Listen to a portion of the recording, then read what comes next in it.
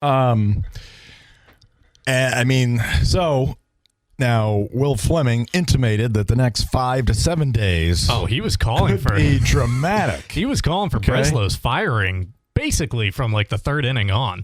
I mean, this guy, the pendulum swings, and when it does, he is extremes. Look out. There's no middle ground. He might be standing at the front of the plane tonight, not allowing Craig on it if he's trying to travel with him. Man. So he's gonna jump Craig like those guys did with Dennis Eckersley back in the day. David Price and Jackie Bradley. Wow. He's going to jump Craig on the plane that way. Now, so we've talked about this a couple times with the Red Sox media guests that, I mean, Breslow, I mean, he has to be in hot water. I mean, he has to be on a hot seat. It's only getting hotter. Because, I mean, even the cheerleading announcers, not even halfway through the season, are telling you it's over. So 3.5 months left to go in the season, and you've got sponsors spending hundreds of thousands of dollars. You've got tickets to be sold. And, I mean, but will the Red Sox, I mean, now Sam Kennedy, we heard that soundbite the other day. Yeah, we did. Now, was he asked, because I know the Red Sox have said this, or somebody has said it to, is it Tim Healy, Boston Globe? Somebody said it to him that the Red Sox were not considering a change when it comes to Craig Breslow. But that was a couple of weeks ago. 10 games under 500. Now things we're 14. accelerate quickly. There's been no gainage. And the only thing that really bugs me about this, and again, I threw in the towel on the Red Sox well before this, but is that Alex Cora and that other coaching staff, they wasn't doing anything. I mean, Chad Tracy still may have a better winning percentage despite this than Alex Cora. It's pretty close here because he's gonna get some satisfaction. Even Pete Fatsy, the old hitting coach. Oh my God, that guy! Bring him back, please. At least he could instruct the guys to make contact or draw a walk. I mean, and that's what you're hearing is that like they're not listening to the offensive coaching staff because these guys are 26 years old who started the season in the Florida Complex League. So why is Wilson Contreras, who's been in the league, longer than they've been a legal adult, going to listen to whatever they have to say? But it's so many messes, and whatever Craig Breslow sold ownership for the reason why Cora and the staff had to go. It's only gotten worse since then. So I think that is accelerating the hotness under his seat, the temperature at his bum. Yeah, because it was a wholesale change. It wasn't just like like they normally do. The bullpen coach and the third base coach are going to go. Everybody went, and that had to be a massive sell job. And now to see it spiral even further downward, or at least on the same pace as it was. And it's affecting all reaches of the organization. Like the minor leagues are scrambling because of how many guys you had to move out of those roles. The drive line, like the analytics approach that they went head first into this offseason, everything we were hearing about, how that's coaches, going to... scouts. Yeah, get rid of scouts because you got this new approach, and analytics is going to drive the ship and make these guys better hitters. That person left the organization yesterday because that wasn't working clearly on the field, so why continue with it? There's not a lot of reason for hope right now around the franchise, which is concerning. And it's also a terrible situation. Now, Roman Anthony is not playing now, but it's a terrible situation for these young, developing players to be in the midst of, where they're feeling a lot of pressure because the team didn't surround them with a lot of talented veteran players who then need to set the table and let the younger players just come along at a reasonable pace. But the whole thing is just set. It's a mess. It's like a mess. So I've got a soundbite from Sam Kennedy talking about approaching the deadline and kind of how that calculus could be changing each day. And he alludes to the idea of like, would there be a change made with the person who would be orchestrating the deadline? But he's also talking about some of the young guys and kind of not throwing them under the bus, but they happened to be laying under there, and Sam just threw it in reverse and backed over them. Because just take a listen to this, and again, it's nothing but just noise coming out of him. Yeah, I mean, underperformance now. Everybody was so high on Is it Caleb Durbin? I always want to throw there was a Chad Durbin. I want to throw Chad in there, but it's Caleb Durbin. I was so high on him, and he's been terrible. Batting about 200. And he's got 3 homers in the last week. Though. Well, see, coming around. Trevor Story, you're going to bank on him, A, to perform like he did last year, which we knew he wouldn't, but B, to stay healthy, which again he hasn't. And then you're left with young players. Marcelo Meyer had about a half season under his belt. Ceddanne Rafaela, who's performed pretty good, relatively speaking. He's especially not one of the better hitters this year. You look at him compared to the rest of the team. He's Willie Mays. Abreu, he's a roller coaster ride. Yeah, he's kind of disappointed a little bit. Talk about Fleming getting on people. He was getting on his case today, saying something's up and it goes deeper than just swinging at pitches. Well, he kind of blamed the new hitting coaches towards the end of it. He did. Talking about like the loopiness of his swing. Duran is one of your veterans. I mean, within the last year, people were talking about Jarren Duran, which it shouldn't have been, but people were talking about it. It was kind of being the face of the franchise. He had that year, what was that, 2 years ago? Where he was top 10 in MVP voting, I think. And, I mean, you're going to count on that guy? My issue with what Sam Kennedy said right there is making it sound like this happens just once in a blue moon, that they were blindsided by it, that it doesn't happen very often. Everybody knew they didn't have enough offense. Everybody knew they didn't have enough offense, but also this is the new norm of the Boston Red Sox. To say that it doesn't normally get this bad, sure, you can kind of make the case that they're always in it because of the third wild card and the changes to the league, so it's really hard to be out of it. You got to be like 14 games under 500 on June 18th to actually be out of it. But they've turned in 3 of the worst 162-game records on record in franchise history. This year, 2012, 2014, and 2013 was 13 freaking years ago. They have one World Series in the last 13 years, and how many last-place finishes over that time? This is the new norm. More last-place finishes than titles. That's what I mean. This is the new... Probably, is it as many as playoff appearances during that time? Because 13, you won the World Series, but if we start in 14... 18... 14, 21. 15, one of those was a last place, wasn't it? Because they bottomed out and then came right back, trying to build up during Ortiz's final years. Change out Farrell for Cora. You win in 18, but so 16 they make the playoffs. 17, I want to say they made it as well with an early exit. 18 you make it. 19 you didn't. 20 you didn't. 21 yes. 22 no. 23 no. 24 no. 25 yeah. It's basically 50-50 on last place finishes versus playoff appearances. So don't sell me this BS that we're so unused to it. Right. This is not abnormal. This is it's going on a decade and a half. Yeah. It's about every other year we're dealing with this. But so, and I was happy to hear Pete Abraham the other day when I brought up Theo's name, and again, not that he's going to be roaming the halls, not that he's going to be, in Craig Breslow's ear. He's not that kind of guy. He's not going to do it. Wouldn't want to do it. Wouldn't want anybody to do it to him. But I asked him, is John Henry consulting with him about the direction of this team? He has to be, right? This guy is built. You would hope so, but world champions, and just doesn't seem to have any interest. But he brought up the idea that if they do can Breslow in dramatic fashion here, that Theo might come in, hold down the fort, like he said, a month and a half or a couple months, get him through the deadline, right? Navigate that period.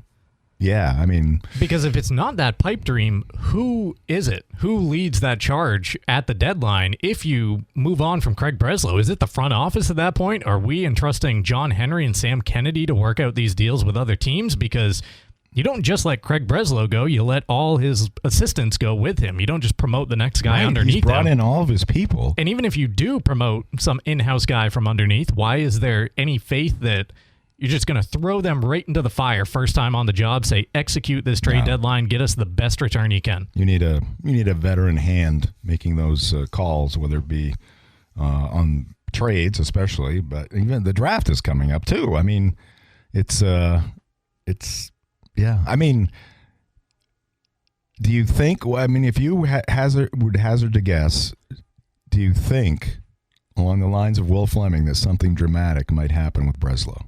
The only reason I could be convinced of it is panic set in. Is because of how reactionary this organization has become, and that's the only time they make moves is when it feels like you hit a rock bottom or you feel like you hit that panic mode with the fan base. Then they make a move. But boy, that would be admitting just absolute defeat and throwing away the rest of the year to allow that guy to fire your manager a month in and then fire him 2 months later. Wow. That's that's the world of European soccer where those coaches last 3 months at a time. But if they don't.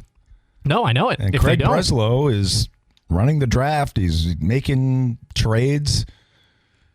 Think of the recent ones. Proven. Yeah. Harrison for Durbin. Priester for a bag of balls. Devers for nothing that you held on to.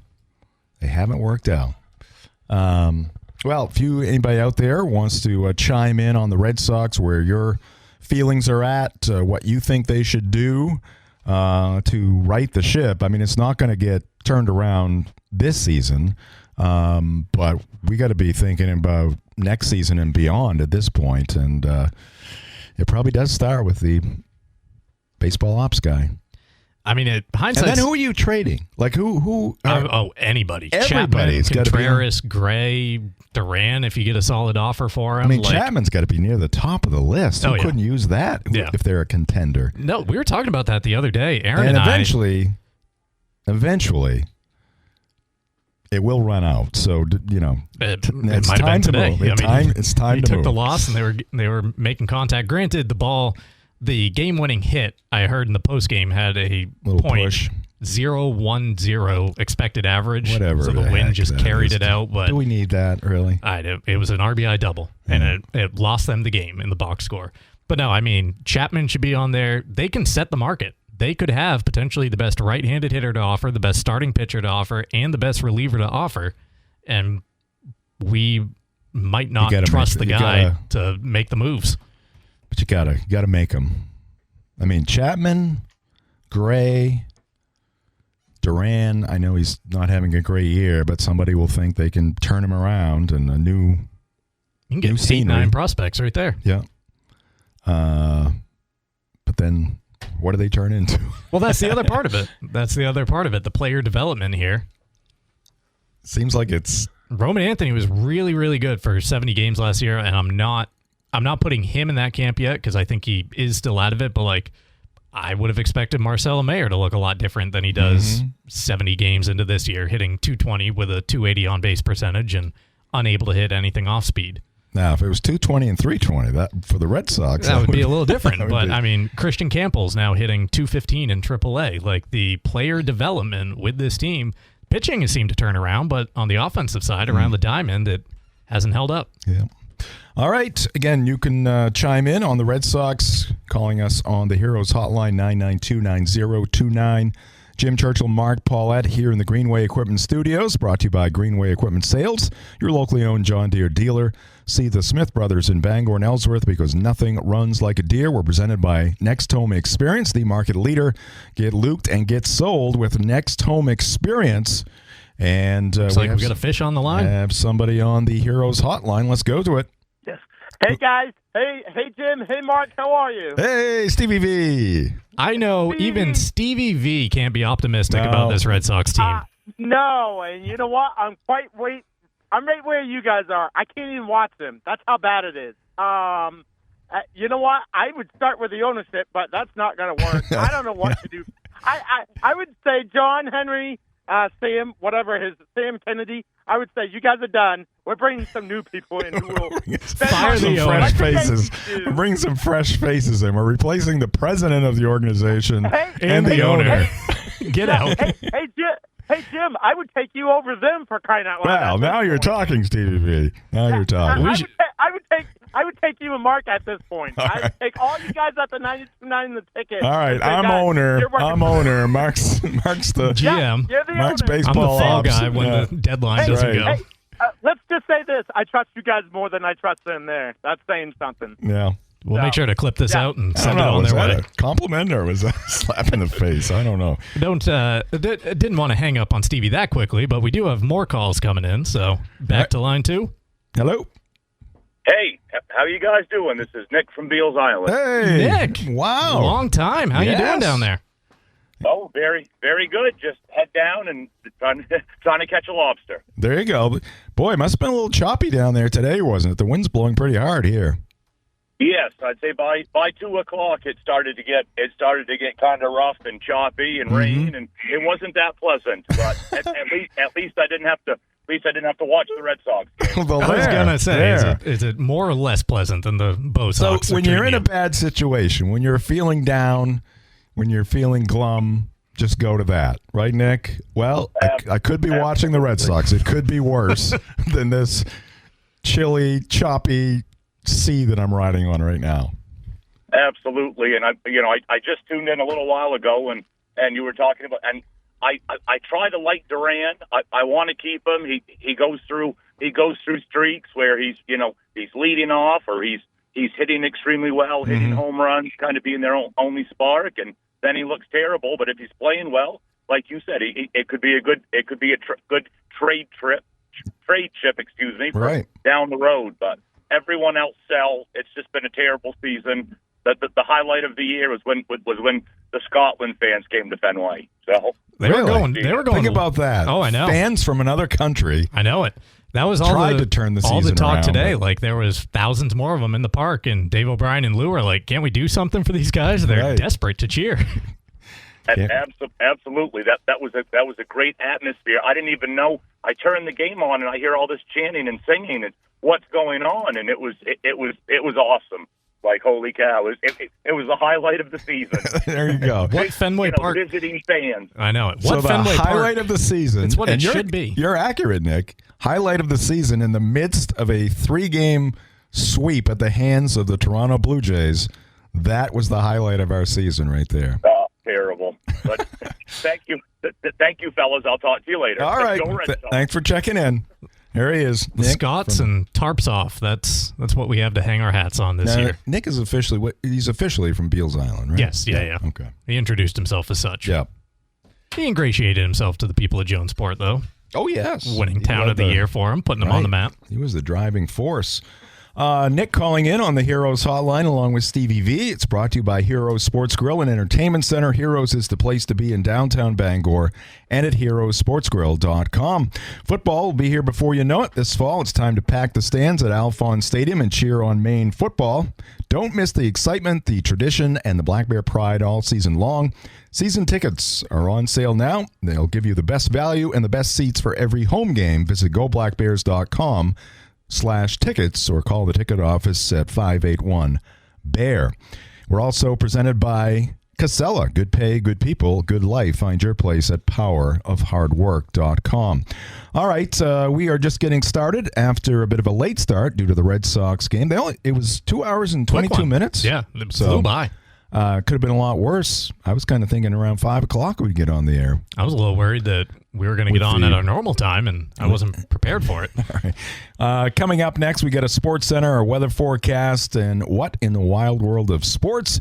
Then it's on to the drive at 5. We'll talk some more Red Sox, I'm sure, and what else is happening? I've been a little bit out of it here the last 24 hours, but on the regional scene, Patriots got to be a little quiet now. Yeah, they're very quiet on the Patriot front. Feeling better about the status of the Giannis rumors than the last time we shared these studios when it seemed like imminent that trade was going to happen. And now the Boston guys are coming out and saying, well, they were seeing what the price would have been, but they were never leading with Jaylen Brown. So that makes me feel a little better there. Bergeron's getting his jersey retired this season. Nice touch there by the Bruins. But, yeah, kind of a quiet time right now on the regional scene. You got the U.S. Open teeing off today, obviously the World Cup. It's some more national stuff taking over. Yeah, and speaking of the U.S. Open, Micah Betters from Hidden Meadows Golf Course. He's going to join us at the bottom of the 5 o'clock hour to talk some U.S. Open and some Hidden Meadows Golf Course as well. And tomorrow on the ticket, we've got Red Sox baseball. Late night. Stay up. Now, in the good old days, this would be Oh, I know it. Jim. These were always my consuming favorites. 3 hours of Red Sox baseball, but we are long past that. The Mariners 38-37 will be hosting the now 29-43 Boston Red Sox pregame show tomorrow night at 9:10. And want to remind you, coming up on Monday, it is the 2026 Ticket Awards from Hero Sports Grill and Entertainment Center. The voting is just about wrapped up. Almost. And we have most of the winners etched in stone at this point. And we will announce those winners, have the big show on Monday at 6 p.m. You can watch it if you're not attending at 929theticket.com or on your ticket app on Ticket TV.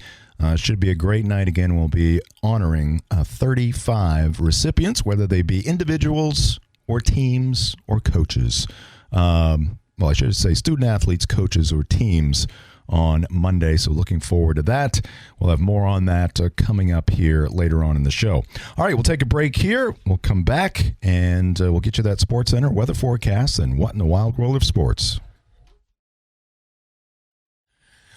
Welcome back to The Drive. It's The Drive at 5. Jim Churchill and Mark Paulette here in the Greenway Equipment Studios. The Drive is presented by your local family-owned McDonald's on Main Street and Union Street in Bangor, Wilson Street in Brewer.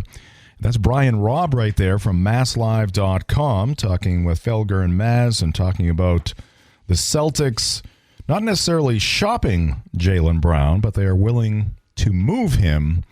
But if you're going to move him for Giannis, aren't you getting right back into the same thing? You absolutely would be. Two high-priced all-stars and trying to configure your roster around them.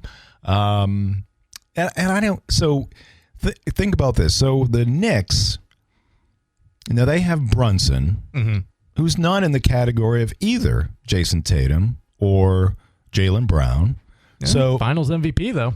I think if you ask people today, Jalen Brunson is shoulder to shoulder. He's probably in front of those two because there was just a top 100 from The Ringer the other day that had Tatum at 13 and Brown at 14. So they've fallen off over the last year. Well, I mean, with Tatum's fall, it's kind of understandable. He hasn't played a lot in the last year. But how does Jaylen Brown fall? I mean, this is at his best year of his career, but maybe he didn't fall. He just didn't rise as far as we Celtic-minded fans think. I don't know. Put the team on his back. So where did Brunson finish in the All-NBA teams? He was on the second team with Brown. Okay. All right. So all right. But what's he making? He left a little money on the table, remember, so that the Knicks could have it to use elsewhere. Mm-hmm. So he's not at the max level, but I think he's still somewhere comfortably in the 40s. Okay. And then who would you consider their second best player? OG. I mean, it's tight between OG or Cat, but I'd probably give it to OG just because I've always kind of been a Cat hater. Yeah, not one of my favorites. But so, I mean, they just won the NBA title. And they made a coaching change primarily. Actually, he's not in the 40s. He's at 39.1 average, 4 for 156. So he left a lot of money on the table. He sacrificed over $113 million so that the Knicks could have it to spend elsewhere. And he also mentioned the Thunder, and obviously they have Shai Gilgeous-Alexander, and then they've got a couple of next-tier players. The Thunder?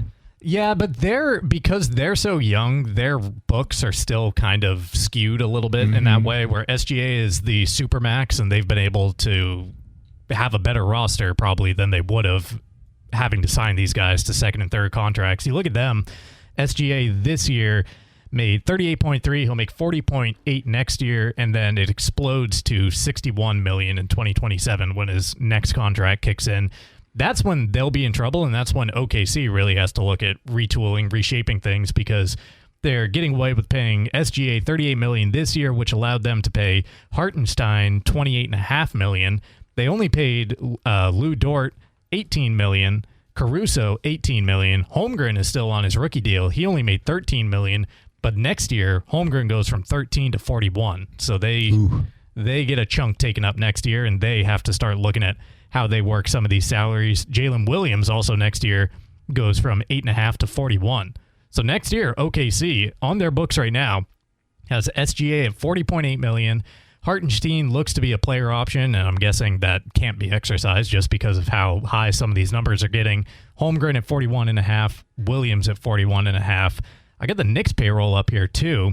We know Brunson's rate at $39 million, which allows them to also pay OG $39 million, goes up to $42.5 next year.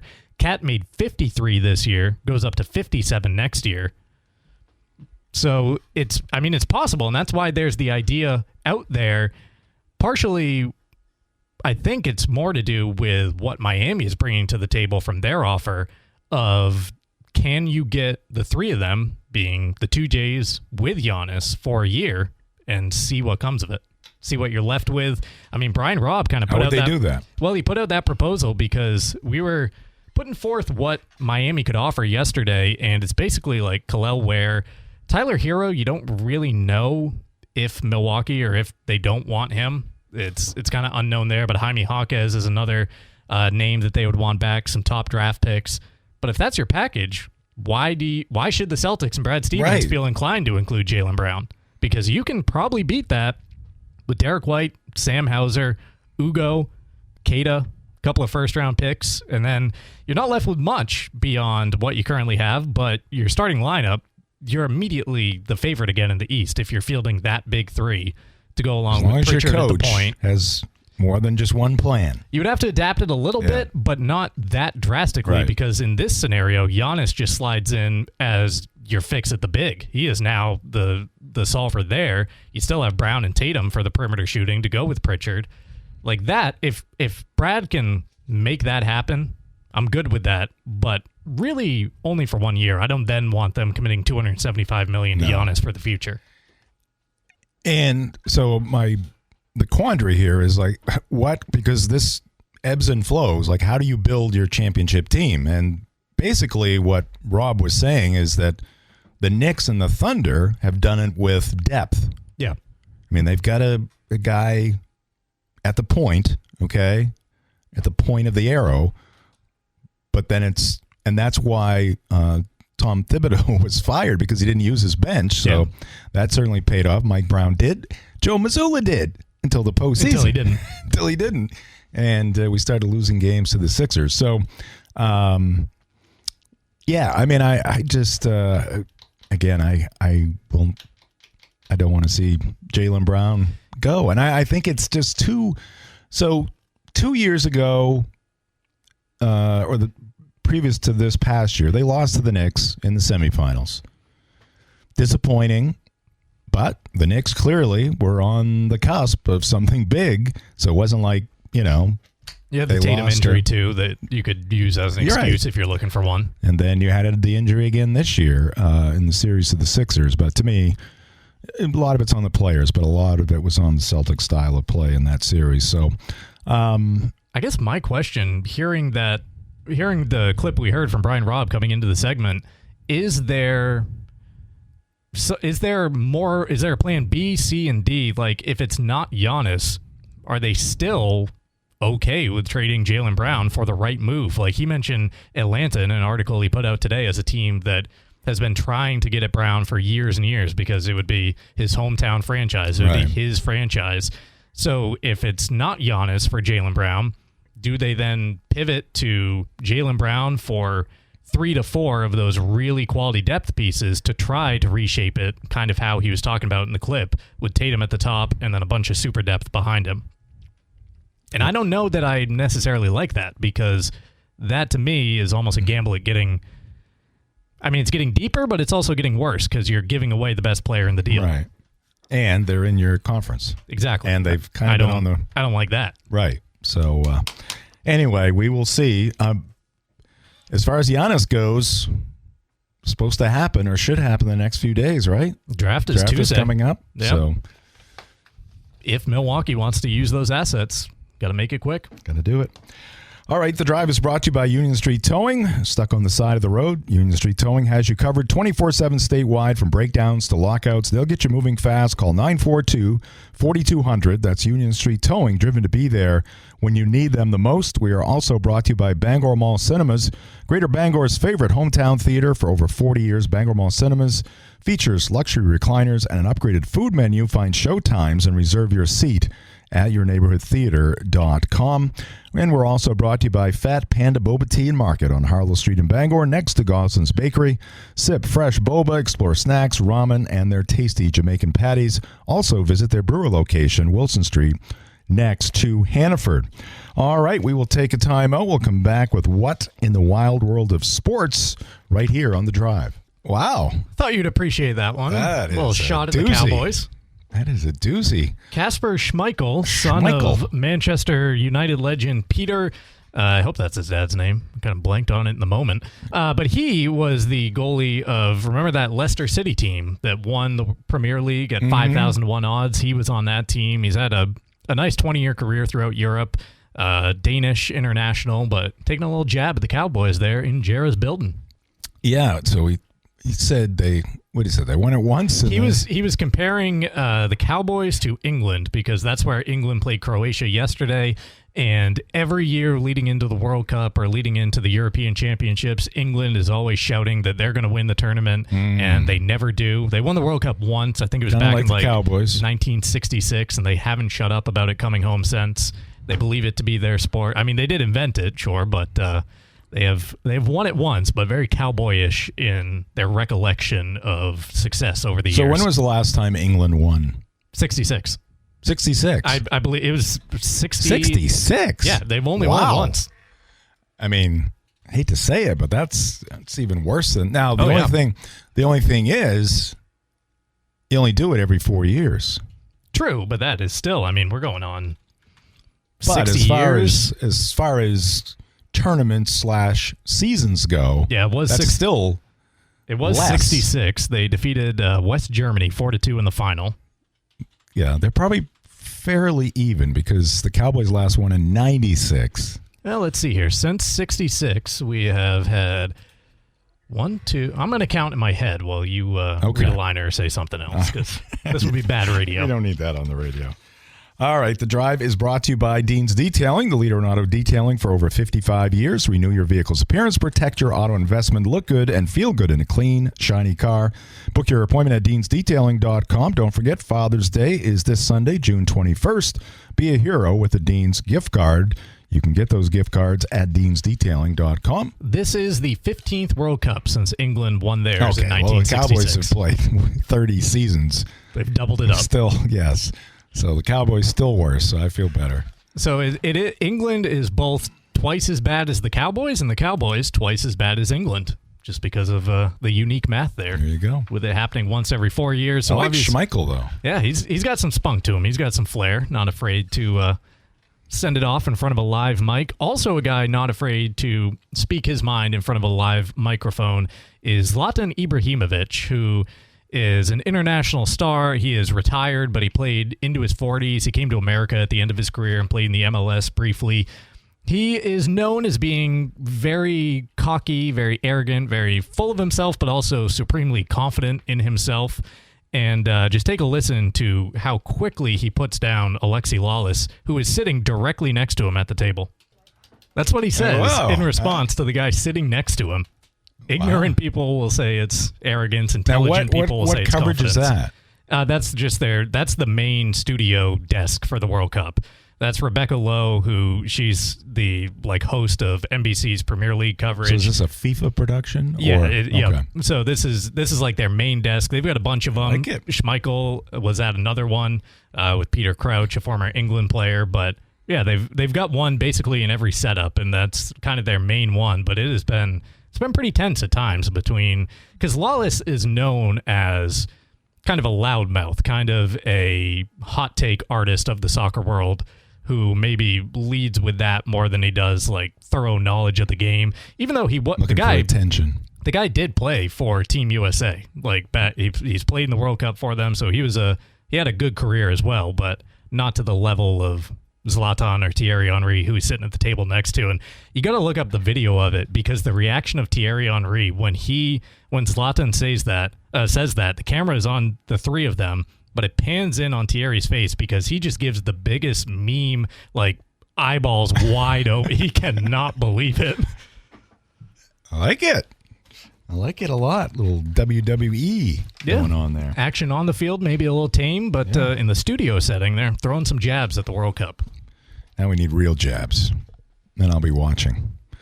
The Drive brought to you by Dairy Queen in Old Town. The DQ $7 chicken strip meal deal has it all. 100% white meat, seasoned chicken strips, full-size fries, a drink, and a DQ sundae to boot. All for just $7.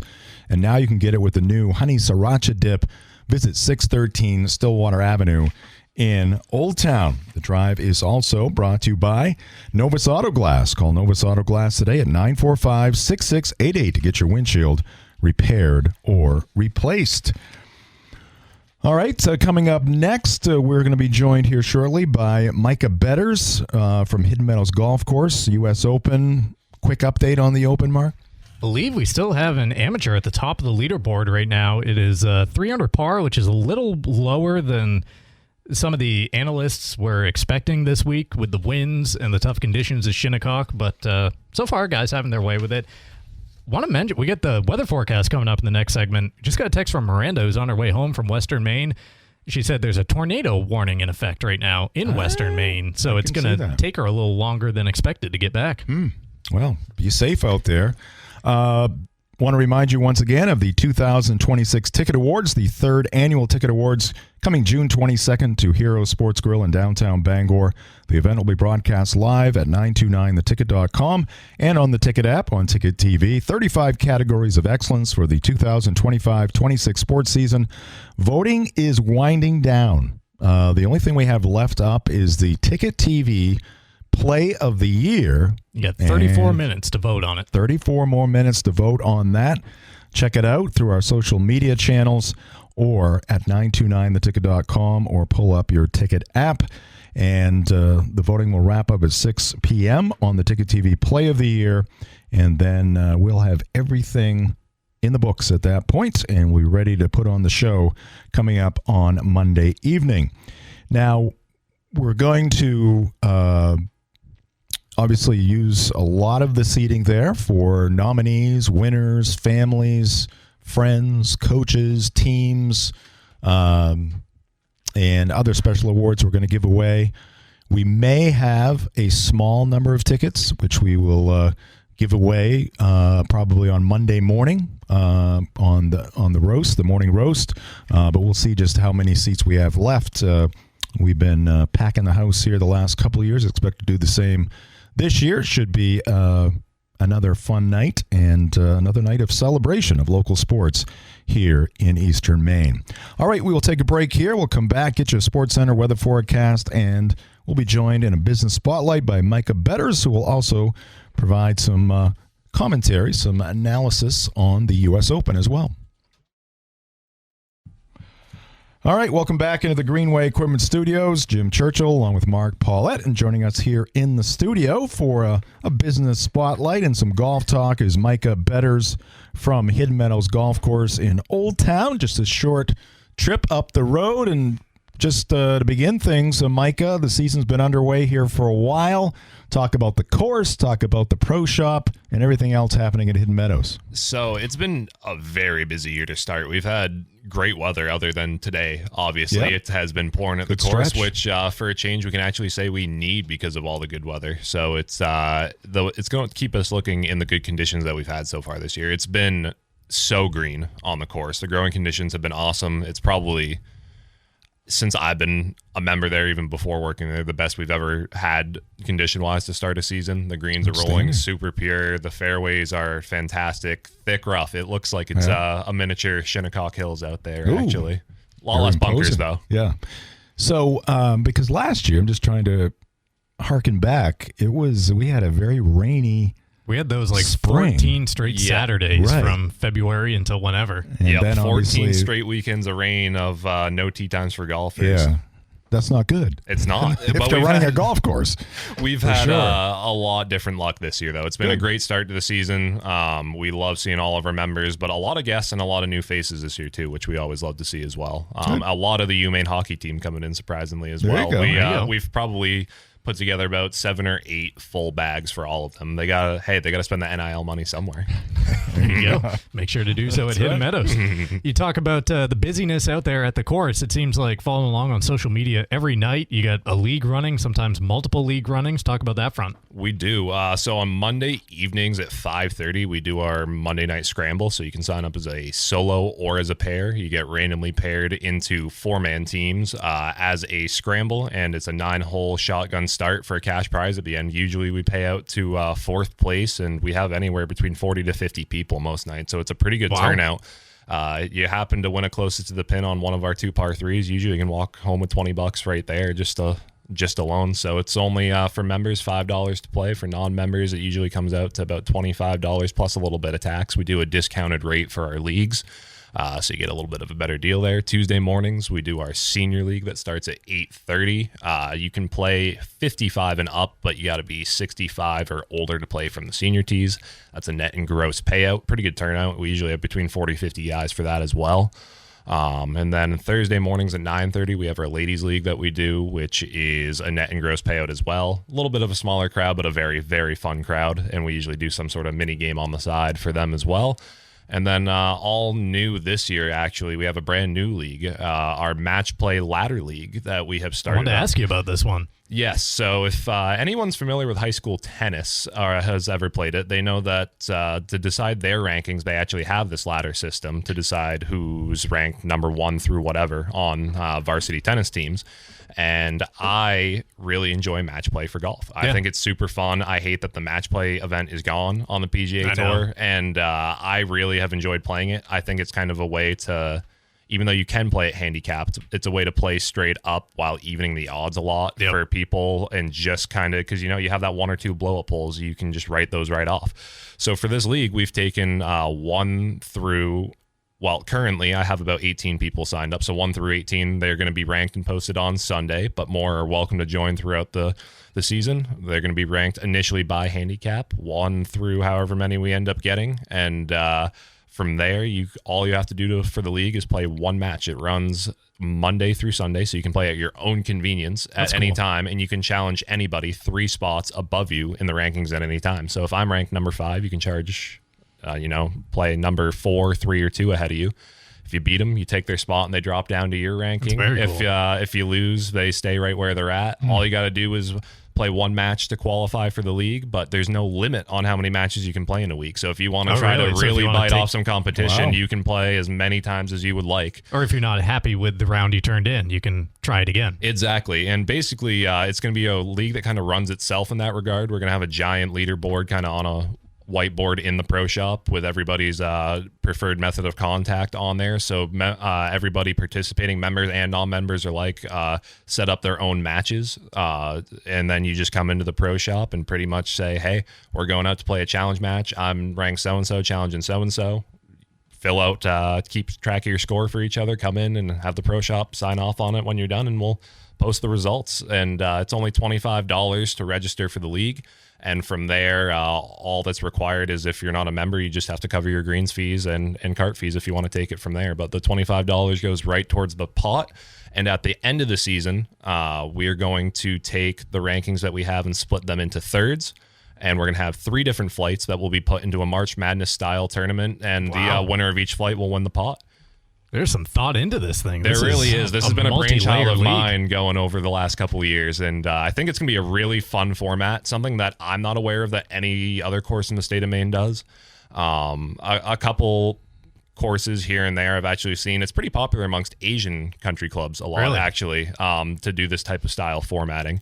And I think it's something that would be kind of unique and really fun to do. And so I decided to start it this year. And the $25 is a pretty reasonable price point to get people in. But it's the more people we get, the better the purse payout's going to get. And I'm going to have some hidden prizes in there at the end of the season for people who, might not necessarily think they're going to win the bracket, but there's still going to be some incentive to be playing for sure. It's a great way to better yourself, and it's a great way to get into competitive golf without there being too much pressure to where one hole's going to kill you around. Yeah.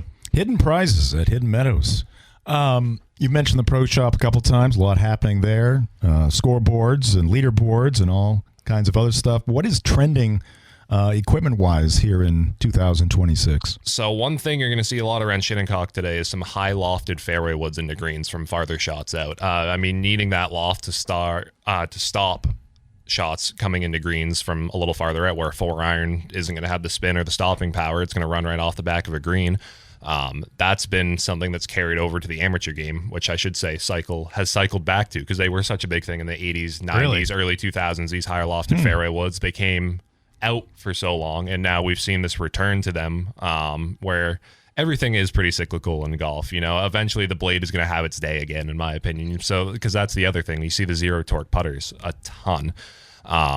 We carry Wilson, which has a zero torque putter out for $200 retail price, which ours are even less than that, 10% off the retail price there. But it's a great budget buy compared to where a lot of the other zero torque putters are at. Obviously, lab putters have been such a big thing, and they are their own brand. But Scotty Cameron's now come out with their own version of a zero torque putter called the OC. So it basically off center. Those have been super popular as well, albeit at a $600 retail price. It's a little pricier. more expensive than the Wilson ones, but we have seen those have been really big. The Mizuno M15 irons have been huge. I cannot keep those in stock, as well as the new line from Cobra. But all of our brands that we carry, which are Mizuno, Cleveland, Srixon, Cobra, Titleist, Wilson, all have fantastic product. I think across the board, this has probably been the most impressive year of releases for every brand I've seen since personally being in the golf industry.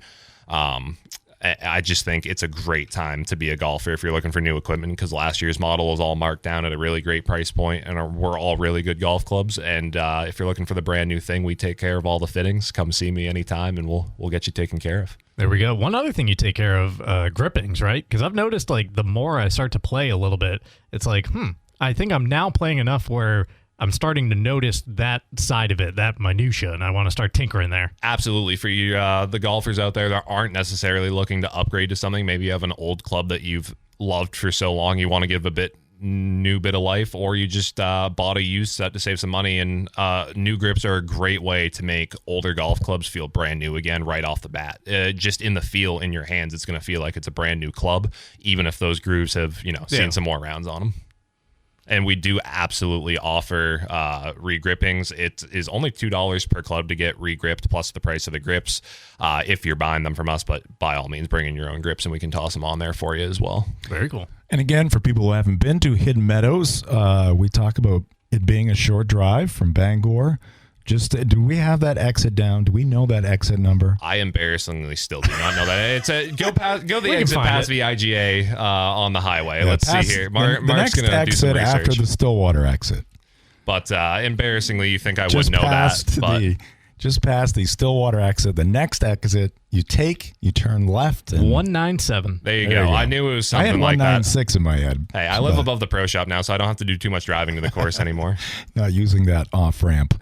So it's a quick trip, and you said you're seeing a lot of new faces at Hidden Meadows this year. We are. We love it. We're up to quite a few members. Last year we were about 135 as well. I would guess we're around the same, if not a little more this year. And we have room for plenty more. We are never going to turn away members. I know some people are waiting in line at Bangor Muni at 4 a.m. and going through all that, but we have memberships anytime at really affordable pricing as our regular rates, but we would love to have more members. We have a lot of fun, and one of the new things with this Match Play Ladder League as well is our top 12 ranked members in that ladder league are going to be playing in our first ever staff versus members Ryder Cup at the end of the season, which is going to be a fun little twist. So there's some incentive to come out and get a membership and play and qualify that. If you have a gripe with me, you can come show us how it's done and beat the staff team straight up. There you go. There you go. Now, rainy day out at the course. You had any chance to watch round one at the Open? I have. I conveniently have been up in my office most of the day on my laptop right next to the TV, there taking you a go. pretty good look at it and calling around and asking my sales reps for all my brands as well who they're thinking are going to win, which, funny enough, I actually now have a trip to go down and play Shinnecock Hills myself in the fall, which will be pretty fun. So I get to go see how hard it is for those tour pros out here. But I've been watching my pick, Robert McIntyre. We'll see if the lefty can get it done. I always like enjoying watching the carnage when it gets to like a U.S. Open and they're just trying to make it so difficult on the players, because then they're out there looking like me. They're just macking it from rough to rough or bunker to bunker, or just taking this weird route up the holes. It's relatable golf for sure, and I think that's why obviously there's so much hype around the major championships, because you get the biggest names, usually a dramatic finish, the history of these places that they go to. But at the end of the day, we all love as amateurs seeing relatable golf and seeing a pro shank an iron, seeing a pro get frustrated after his second shot in a bunker, seeing a pro putt off the green. All stuff that we have all done as golfers before. It's very fun seeing people who make a lot of money to play golf do the same exact thing, get as mad at this game as we do. Yeah, get a little humbled. Off that discussion right there, back to Hidden Meadows. What is your favorite hole at Hidden Meadows, and what is the most difficult hole at Hidden Meadows? So they're one and the same. It's the par 3. Yeah, it's hole 4, which a couple of years ago we built a new green on as a Redan style hole. It is brutal. I love it and hate it just as much equally. It depends on the day, but I find probably a new way to double bogey that par 3 just about every time I play it. But if you do put up a good score on that hole, it's the most rewarding thing ever. It's super punishing though. But hole 4, it's very risk reward. But if you go long at all, you're dead on that hole. It's what, like 180, 185? Depends where you play it from. I mean, from the greens, if they're all the way tipped out, it can get up to like 215 yards. But that's the thing. So it's like, if you're not really good at golf, you're taking a hybrid out of the bag, and then that hybrid's probably not sticking on the green because of how it's exactly. And that's where we've talked about some of those higher lofted fairway woods with like 7 woods, 9 woods. A lot of people are using those. Like you'll see Tommy Fleetwood, especially, who's a master of using them. Justin Thomas loves his fairway woods as well. But both those guys can do all sorts of different shots with them, but they're just so easy to hit off the deck. They come out of the rough nice. And like I said, you just get that descent angle you're looking for into greens.